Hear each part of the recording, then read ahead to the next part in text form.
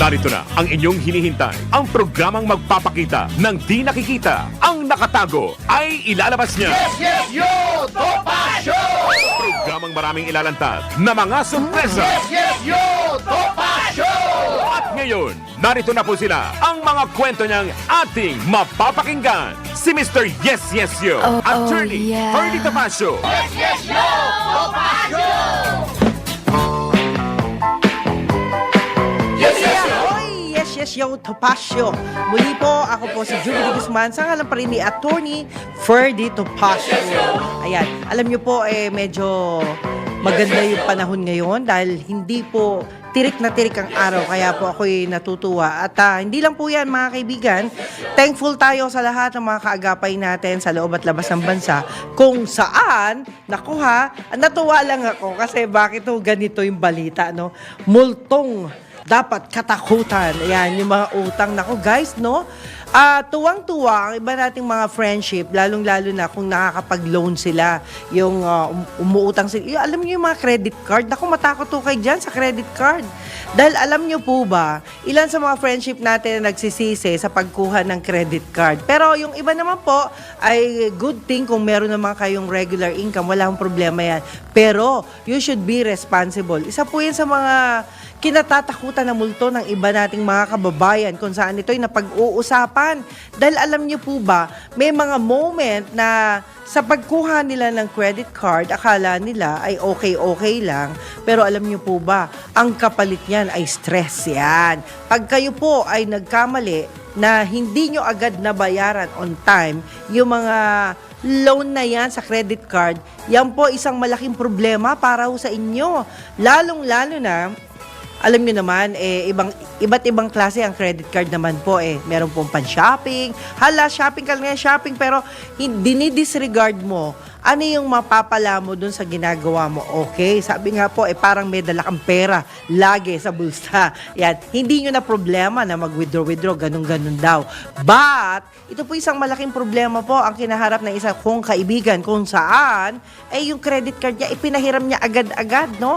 Can you imagine, meron po palang mga sistema na ang credit card po, pag na-swipe na, automatic, kukunin ang any amount na mapili nila. So ito po hindi po katanggap-tanggap para dun sa iba. Kaya po, doble ingat. Sabi nga po, kung kayo po ay merong mga karanasan sa paggamit ng credit card, wala akong problema. Pero dun ho sa mga baguhan, lalong-lalo na kung sila po naman ay walang regular income, naku, huwag kayong maglalakas loob na kumuha ng credit card. Baka yan po ang pagsisihan po ninyo habang buhay. Marami yung mga ganyan. At sabi nga po dito, yan, ang utang ay multong dapat katakutan, no? Ito isang utang ang daling umpisahan pero ang hirap tapusin. O ba't nga ganun? Kaya nga, pag nakakaraos ka, di ba? Pag nakakaraos ka sa bayarin mo, di ba? Bayarin mo sa kotse, bayarin mo sa motor, yan. Marami yung klase ng mga utang. Ay, nako, eto nga ho yung tukso di ba? Ang murang-mura ng down payment, kaya ikaw natutokso ka, laging dun yung mindset mo, which is mali po yan.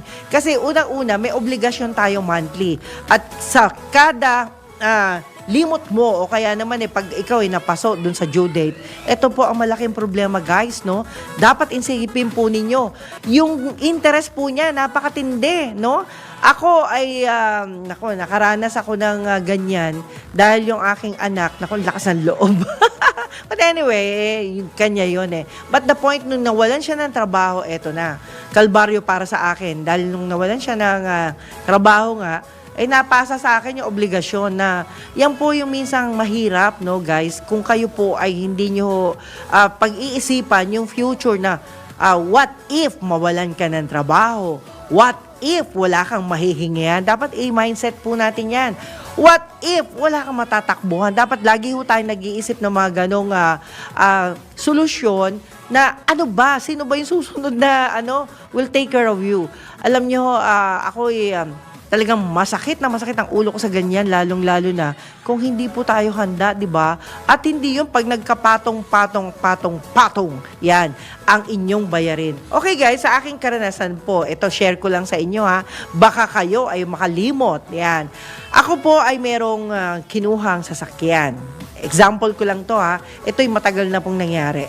Okay, sa pagkuha ko ng sasakyan, yun po ay mula sa isang tao, no? Isang tao, tapos inassume ko, pero yung tao na kumuha ng sasakyan na yun, kumbaga konti lang yung binayad niya, down payment lang, tapos ilang buwan lang, hanggang doon lang siya. So, ibig sabihin, napakalaki pa na obligasyon, mahaba pa yung obligasyon na yan. But, ang hindi ko naisip, na yung palang sinabi niyang, example ko lang, di ba, 16K ang monthly, 16K ha, yung palang 16K na yon 16,015 pesos. Yan. May butal na 15 pesos. Ang ginawa naman nitong dating may-ari ay 16K lang yung binayaran niya. So, ibig sabihin, nawili ako na yun lang pala yung bayarin. 16K ng 16K. Hanggang sa ilang taon din yun, ha? Ilang taon din yun. Can you imagine, guys? Yung palang 15 centavos na pagkukulang doon sa monthly payment, inabot ho ng 90,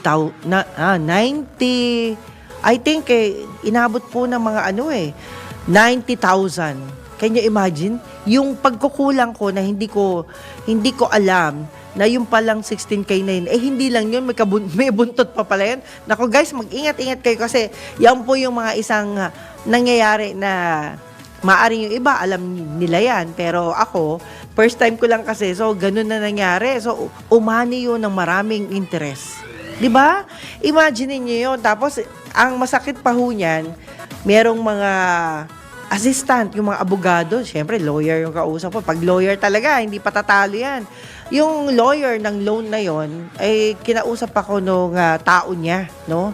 Sabi niya, ma'am, para mabawas-bawasan yung problema mo, ako na lang kausapin mo. Sabi niya ganun sa akin. Di ako naman, so, yung bang pag kinausap kita, ano bang mapapala ako? Sabi niya, ako po naman makakatulong po sa inyo kung paano po kayo magkaka-discount. Binigyan niya ako discount.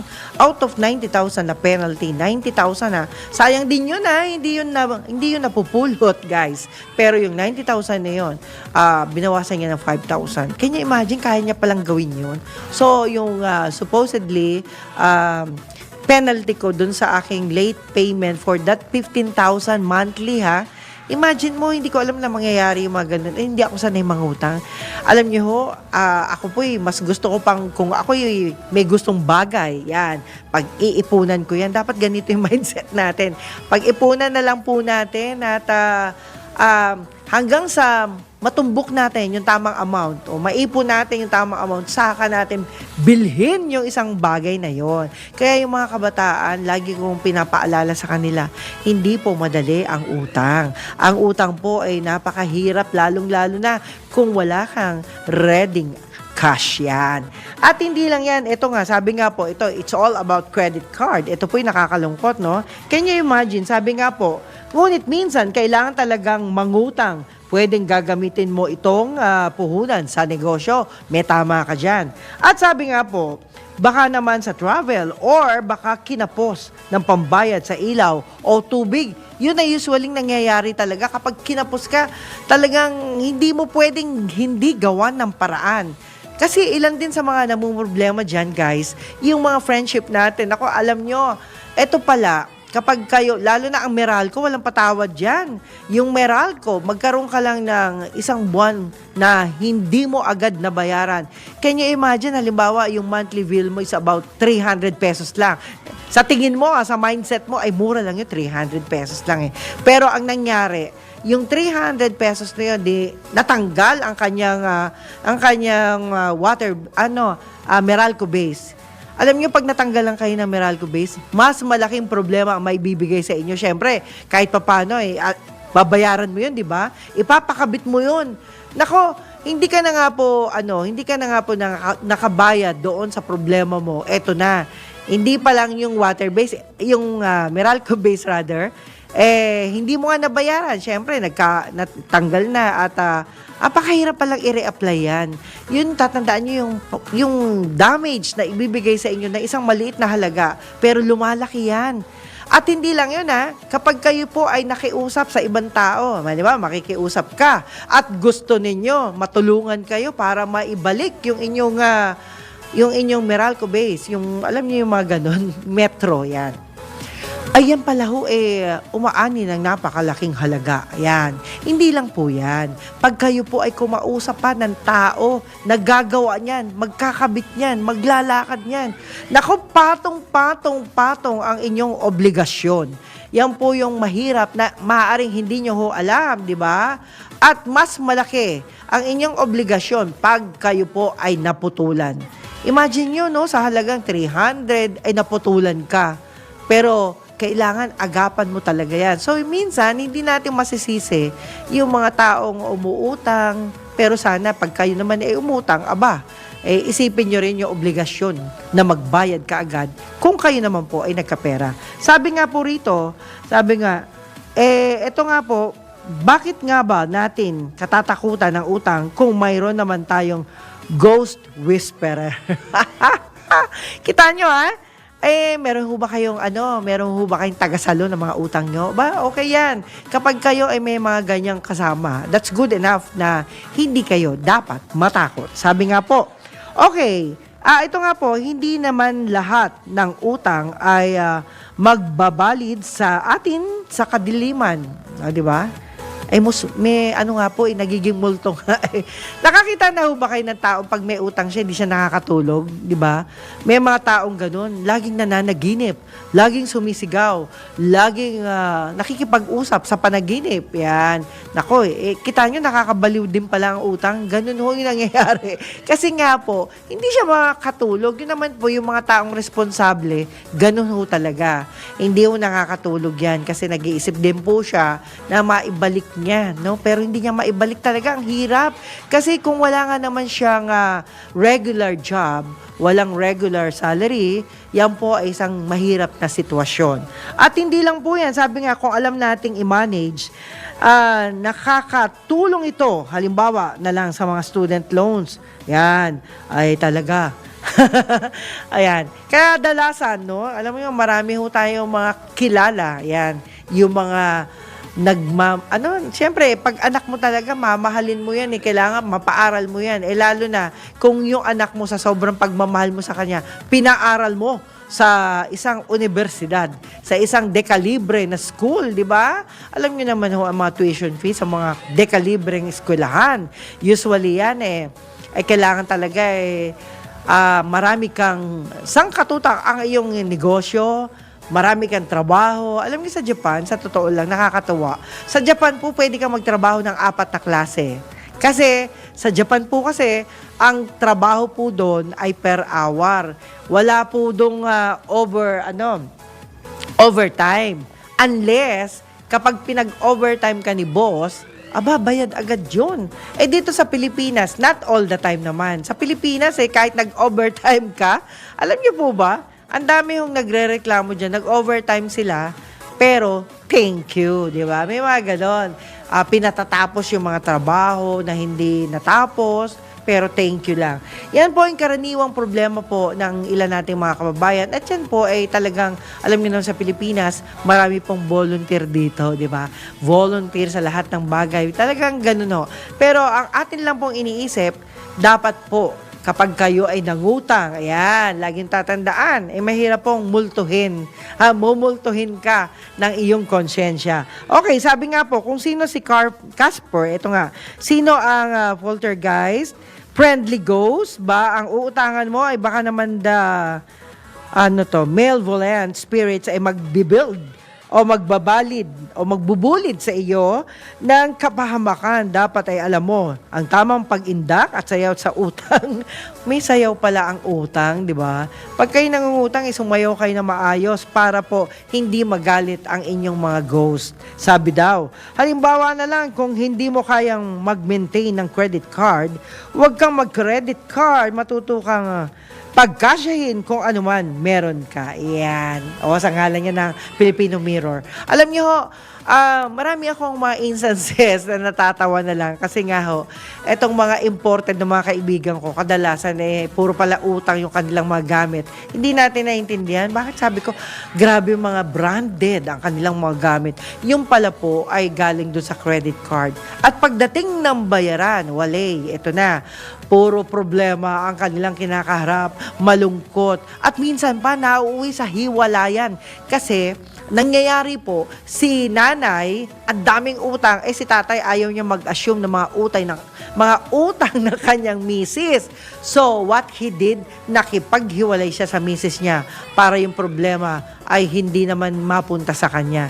Alam niyo ho, ito lang ang maganda sa Pilipinas Dito ho, kapag minahal mo ang asawa mo, pati utang niya mamahalin mo. Ibig sabihin ay tutulungan mo siya na bayaran ang kanyang pagkukulang. Ganun po yung mag-asawa dito sa Pilipinas.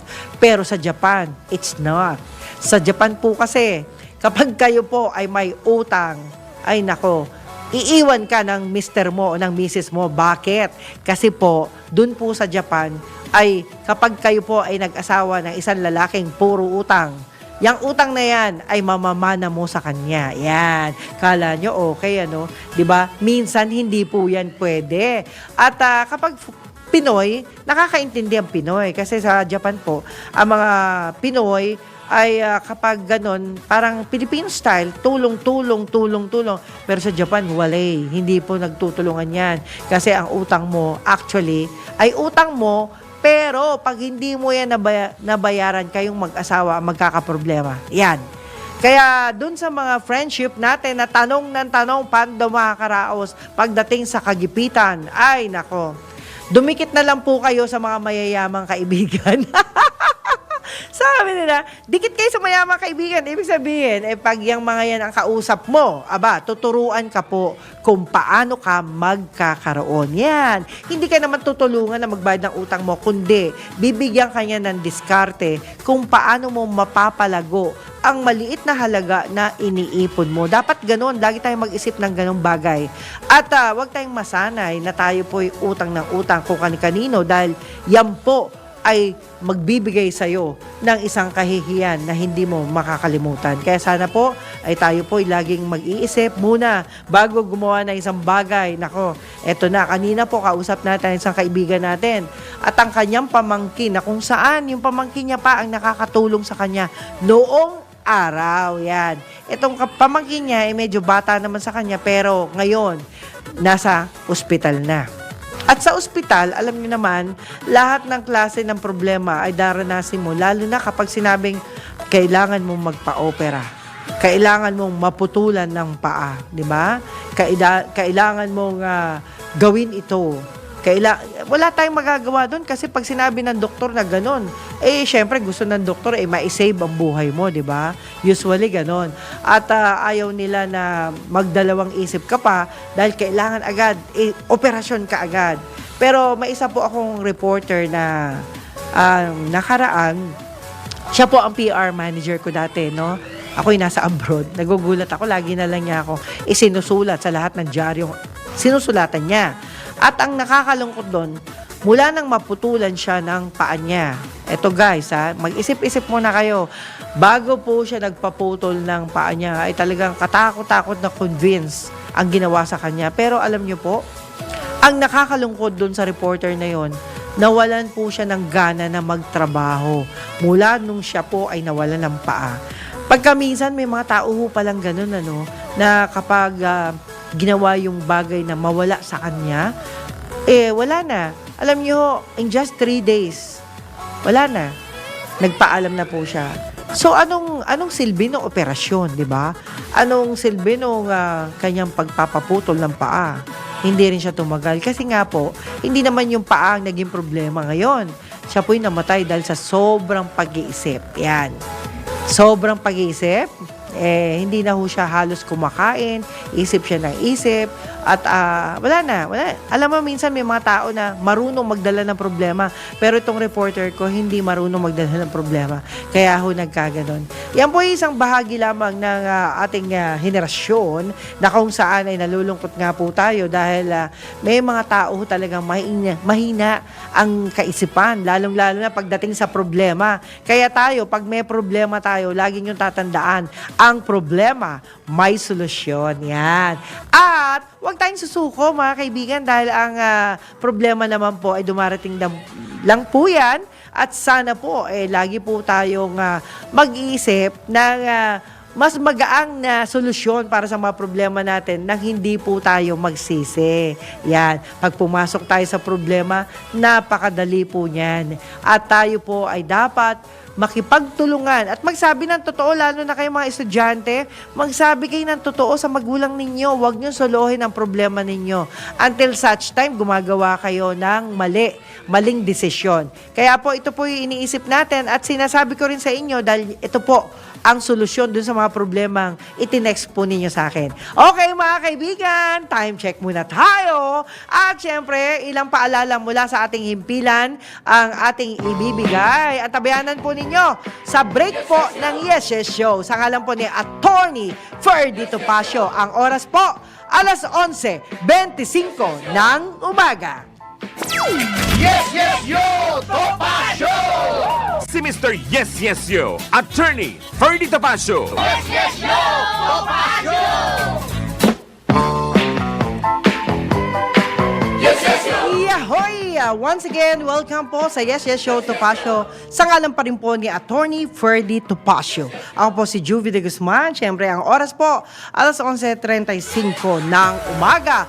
At ngayon po, dadako muna tayo sa ating public service dahil meron pong panawagan dito, ang missing person. Siguro maganda ipakita natin, Missy Yas, yung ating missing person with disability po. Ito po isang PWD at panawagan po yan mula kay Marie Cusi, no? Maipapakita ba natin yung picture ng taong nawawala? Ayan.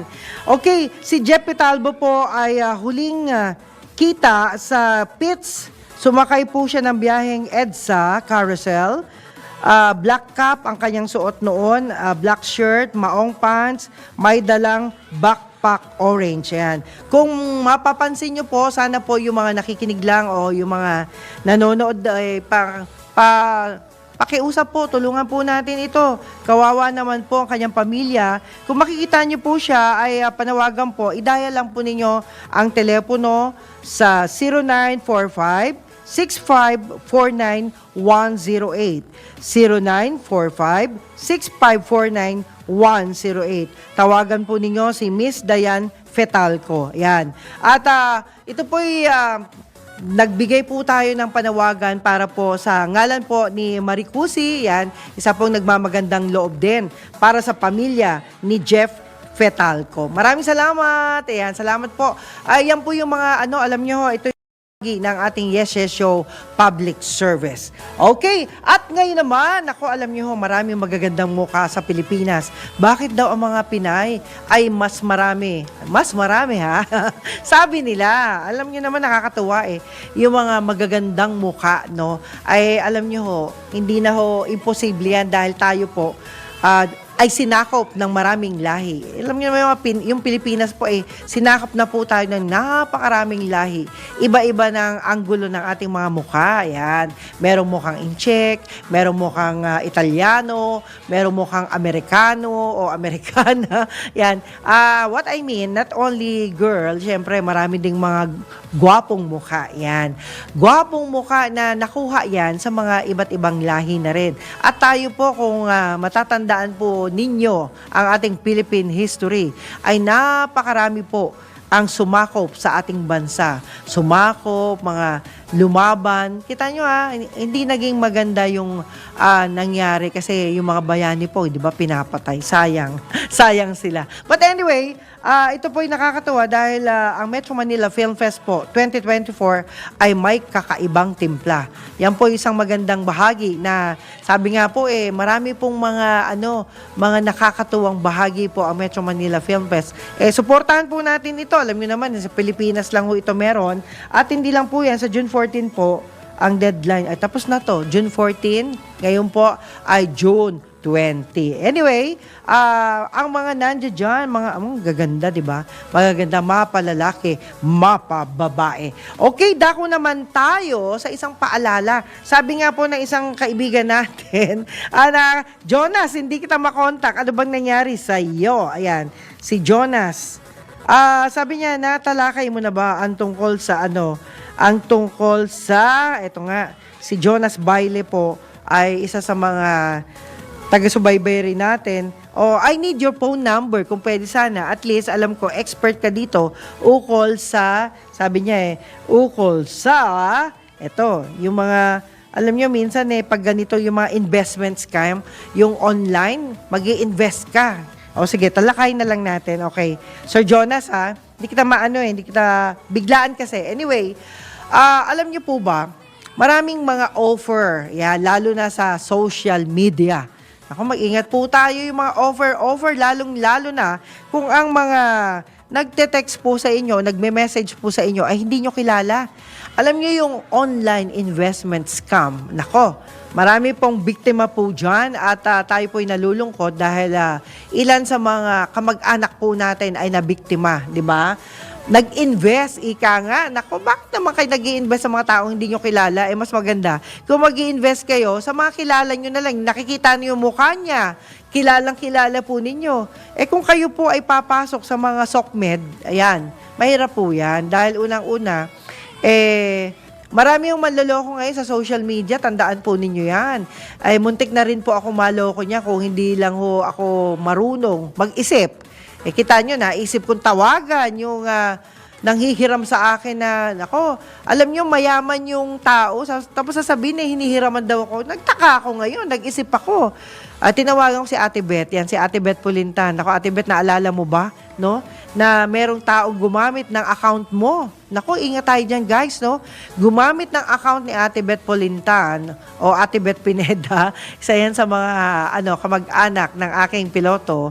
At ito po naman hindi yung madali ang maniwala. Kasi dapat nag-iisip din po tayo bago tayo magtiwala. Sabi nga nun lahat ng mga detalye, no, talagang gayang-gaya niyan. Mag-ingat po kayo, lalo na rin yung boses. Alam niyo po ba, meron na po ngayong A1 na sinasabi nga, yung boses, pati boses nagagaya.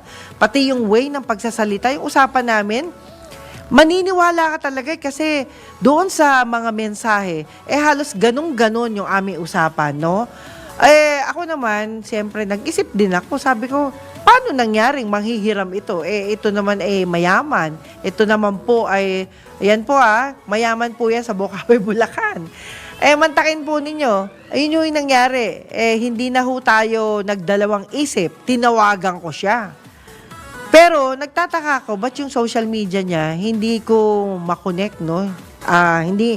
Talagang meron ho palang magagaling sa computer. Medyo ingat ho kayo, di ba? Huwag kayong basta-basta maniniwala. Pati yung mga news, huwag kayong basta-basta. Alam niyo ho ba na kahapon, nakatanggap ako na patay na raw yung ating dating presidente. Nakatanggap po ako ng ganong balita. Tapos tiningnan ko yung balita. Meron siya nilagay doon 24 oras, pero hindi naman ho sa channel ng GMA. Ito yung mga isang sample lang, no, na talagang dapat tayong mag-ingat dahil marami hong mga walang magawang nilalang na dapat kinuha na ni Lord. Sayang naman, 'di ba? Huwag tayong maniwala, lalong-lalo na you have to verify that news. Kasi marami hong manloloko ngayon. Lalo na kapag dating sa pera, ingatan po ninyo yung sarili ninyo. Dahil unang-una, mantakin nyo magbabalita para dumami lang ang views niya. Huwag ko kayong ganun. At anyway, ayan po isang sample lamang. At salamat din ako kay Jan Baile, no? Jan, alam kong Jonas pala. Jonas Baile, ayan. Ayan, ito na. Baka pwede makausap natin to, pakisuyo na lang, pakibigay yung number ni Jonas Baile. Ayan. Okay? Ito kasi si Jonas Baile ay isa sa mga magaling magbigay na mga tips para tayo ay hindi maloko. Pakisuyo lang, kapatid. Ito. Pakibigay lang kay, Sister Hias. Ayan. Baka pwede namang pakialalay lang. Ayan, pakibigay lang yan. Yan, ayan. Ito. Ito yung number. Yan, please lang. Okay, ito po yung isang magandang ehemplo na rin. Alam nyo, kaya po tayo nagbibigay ng mga ganitong pahayag para po naman yung mga tanong kasi sila'y naloko, etc. Alam nyo ho, pag kayo naloko na, wag na kayo magtanong sa akin. Ang dapat nyo hong gawin ay magtanong muna kayo bago kayo magpaloko. Okay, time check ulit tayo mga kaibigan at magbabalik po ang Yes, Yes Show, Topasyo. Ayan. At syempre, tayo po nagpapasalamat sa ating CA. Ayan, nabigla siya eh. Pasensya na ho. Okay, ang oras mga kaibigan para sa ilang paalala ng ating himpilan, alas 11:44 ng umaga para sa Yes, Yes Show. See you later. Yes, yes, yo! Topasyo! Si Mr. Yes, Yes, Yo, Attorney Ferdy Topacio. Yes, yes, yo! Topasyo! Yes, yes, yo! Yahoy! Naku, napakaswerte natin ngayong araw na ito mga kaibigan. Yan. Back to Yes, Yes Show Topacio para sa ating huling segmento. At of course, salamat po Panginoon. Sa ngalan po ni Attorney Ferdy Topacio, narito po ang bago nating kaibigan. Yan. Siya po ay kaibigan din ni Pau Chip, Fersida Acosta. Salamat, engineer. Nako, salamat at nagparamdam ka sa akin. Yan. Siya po ang guest natin. Instant, kita nyo ha. Hello, magandang umaga sa iyo. Engineer Jonas Baile. Magandang umaga po sa inyo lahat. Magandang umaga Ayan. rin, Ma'am Judy. Yes. Kamusta ka na, Okay. engineer? Oo, parang kailan lang. Kamusta? Dito ako sa opisina, last break namin.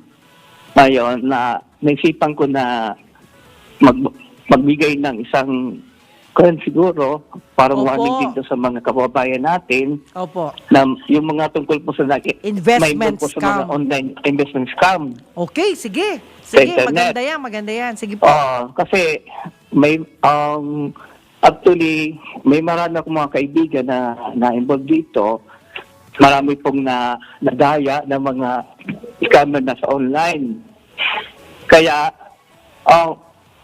binibigyan ito ng pagkataon para ma-warningan ng mga kababayan natin na huwag padalos-dalos na mag-involve sa ganitong online scam. Opo. At marami pong mga recently may mga nalalaman ako mga parang trading scam kagaya ng Rolex X Trading, Berto, Bolt Trade, at iba pa. Hello, Kayo ma'am. po ba'y naging biktima na ng online scam? Sort of. Sort Opo. of. Okay. So, Ah. anong dapat gawin ng ating Ngayon, mga kababayan? Ngayon po, lately ko na nalaman na ganon, may mga ganon na nangyayari. At ang Civil States Commission din, nagbababala sa ating kababayan din na mag-ingat din para hindi sila mabiktima.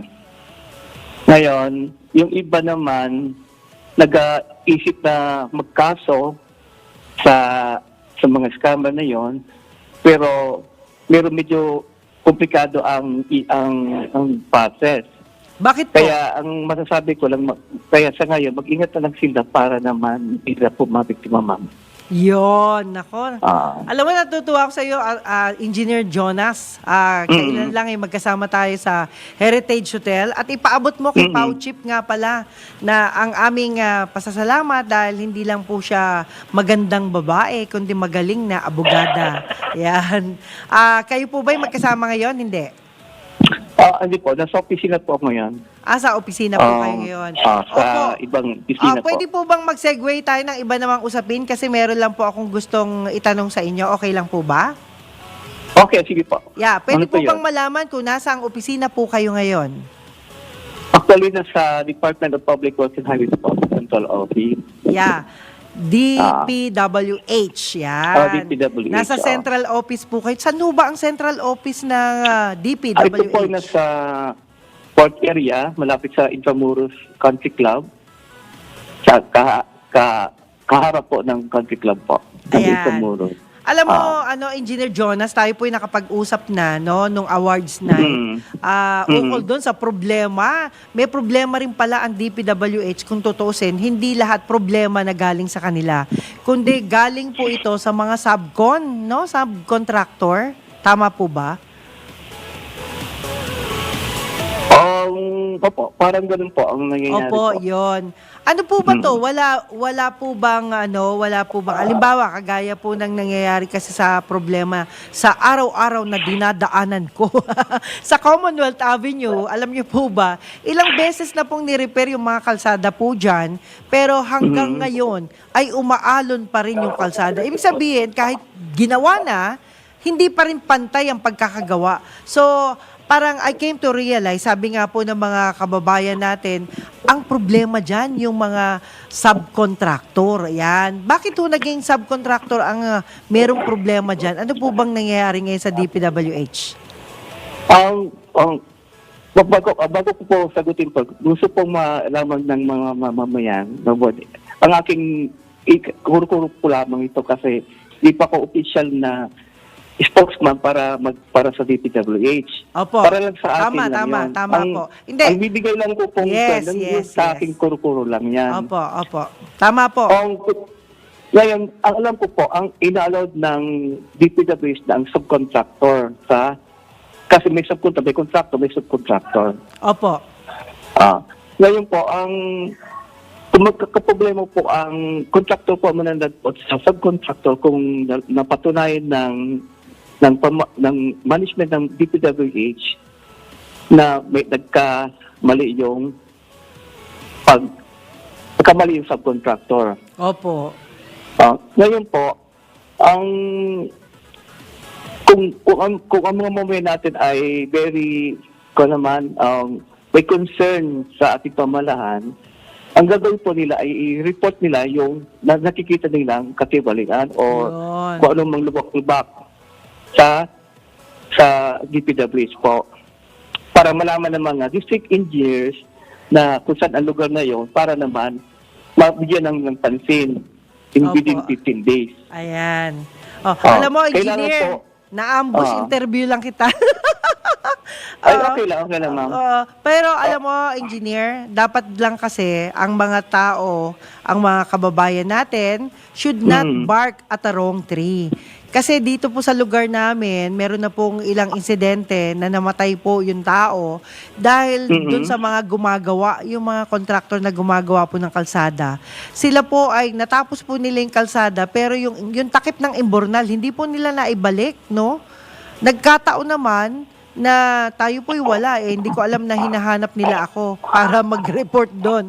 Hindi ko po naman napapansin kasi ang way po namin ang way out namin from my house is two-way. Pwede sa kaliwang lumabas, pwede sa kanan lumabas. At yung kanang bahagi pala doon ay meron pala doong kalsada na tapos na yung ginawa pero naiwan, nabutas yung imbornal. Ibig sabihin, wala siyang takip. So, yun yung naging problema. Anyway, engineer, hindi ko naubusin yung oras mo at ako'y magpapasalamat kasi alam ko namang hindi lang ito ang ating oras na tayo po'y magbabahaginan ng iyong kaalaman, expertise bilang engineer. Yan. At mula sa opisina ng DPWH Central Office. Salamat po at pinagbigyan po ninyo ako kahit biglaan. Sige po. Salamat din. Kamusta na po ang iyong misis? Batiin mo naman. Ano po? Batiin niyo po yung misis niyo. Okay. Ang trabaho po siya ngayon. Nasa Carmona po siya trabaho. Kaya, okay. Opo, paalala niyo sa kanya. Yes. Hindi ko pa alam din sa inyo na ang anniversary kasi ng DPWH ngayon, the week. Pero kami mga events dito. Opo. Kung pili kayo cover, pero hindi, walang nasa problema internet yan, naman yun, engineer. no? Just invite me. Basta may invitation at wala akong schedule, pupunta po ako. Ano na? Basta wala akong schedule, pupunta po ako, okay? Okay. Paano kasi sa Friday, meron kaming employees night. Pwede mo siguro available sa Friday. Bukas Yes. po. Okay. Sige 4 po. o'clock. Okay, Kung- congratulations sa Engineer Jonas Baile ng DPWH. Maraming salamat sa iyo, kapatid. Salamat.